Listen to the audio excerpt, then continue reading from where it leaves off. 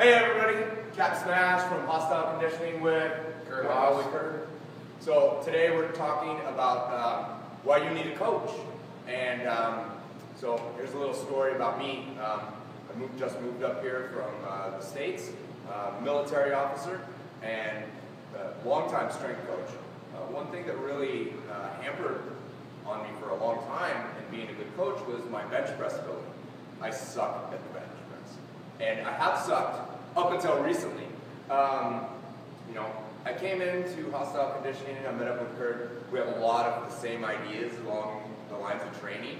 And Kurt has spent his life devoted to bench press. So, what was your max? I've done up to like 500 to 600 pounds raw and 700 to 800 pounds in shirts and stuff like that, for sure. So, like you said, about 20, 25 years of doing it, and what looks easy now, was a generation's time of effort put in there and stuff. And one of the things that when Jess came to see me, we started talking about training. Like I said, we had a lot of matching philosophies and stuff, so I think that's why we hit it off really well. And that's why Jess is part of Hostile Conditioning.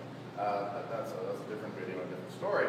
But he talked to me about his bench, and with all the experience I have in bench, I'll say right now, the 3 lifts, squat, bench, and deadlift. Bench is the most complicated, the most technical, and the most frustrating of all 3 lifts. And really, it's because there's a lot of things going on with the bench and that movement and stuff. So when Jess and I started training together, I can tell he wants to improve all the time, and he lives and breathes it, which is great.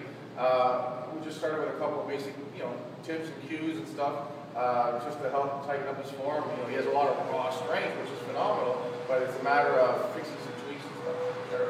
And it was this reason why I hired Kurt to be my coach and kind of get me to the next level. So 2 or 3 weeks after starting benching, training bench with Kurt, I got 315. I've never pushed 315 in my life.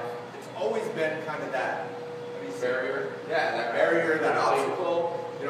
I've always wanted to get there. I can squat 400, I can deadlift over 500, and it was always my Achilles heel. It was my kryptonite. I just couldn't get past it. And Kurt helped me see a lot of the things that I couldn't see on my own. He helped me kind of reduce some of the training volume, get out of that, high intensity, high volume stuff a little bit. Yeah, I was just doing a little bit too much. And he kind of helped focus my efforts toward another path. That way, and he prompted me to, start powerlifting in order to get better, because that's what I like to do. I like to press the heavy weight. I like to go for big lifts. And so, without Kurt there, I would never have had that chance, and I would never seen the little technique issues that you missed by yourself, and that's what a good coach can do. And when it comes to coaching, it is that. So one of the things, you can watch all the YouTube videos you want, you can check out all the sites on the interwebs and stuff that talk about powerlifting, as we're talking about today. But there's a difference between seeing the knowledge and what I like to say is feeling the knowledge. So there's a lot of things that, Jess was doing that he technically knew he was supposed to do, but feeling it. No, move your foot here, place this here, do this, now do that. And having someone, basically get the information from inside the coach's head into the athlete's body, that's really the big thing. That's the thing that makes all the difference. And there's a lot of aha moments. So a couple of the concepts we worked on, he knew about it, but it was to be able to feel it, see it, and then it's one thing when you're talking about it, it's another thing when you're doing it, right? When you're in the middle of doing a movement or performing an exercise, you might think it's happening, you might think that you're doing something, but you're not able to see it, right? So that's what a coach does. So on the flip side, I've gotten back into deadlifting, and Jess helped me out with 2 or 3 good deadlift sessions. And myself, I put 40, 50 pounds on my deadlift in the last 4 or 5 weeks, just because I went back to some technical stuff, worked on a couple of new things, and stuff again that I thought I was doing, but Jess was there to say, no, you have to actually push back a bit more here, and actually showing me physically as well as mentally what to do and stuff. So the whole point here is that you can sit there and struggle. Jess would have got 315 on the bench. The question is, would it have been in 2 months, 6 months, a year, 2 years? That's the big thing. That's the thing where if you can save yourself some time, that's got a lot of value to it, emotionally, energy-wise, stress-wise, and financially, right? Those things make a big difference. Because he's determined he's going to get 315, he's going to get 365, he'll bench 405 one day. But I mean, because with coaching, we're going to get there sooner. We're going to get there quicker. And it's having that impartial aspect of things where, there's times where I've had to tell Jess, back off this week. You know what I mean? He's a pit bull, which is awesome, but you got to back off. That's something I see, right? Because I'm standing on the outside. And then on my end, because I've got a lot of business going, a lot of things going on, he's on the other end saying, Kurt, you're going to get your workout in this week, right? So it's seeing the weaknesses and what's going on, and having someone there that's, you know, cares about what you're doing enough to tell you, hey, you're going to do this, right? No matter what you think. So coaching makes a huge difference.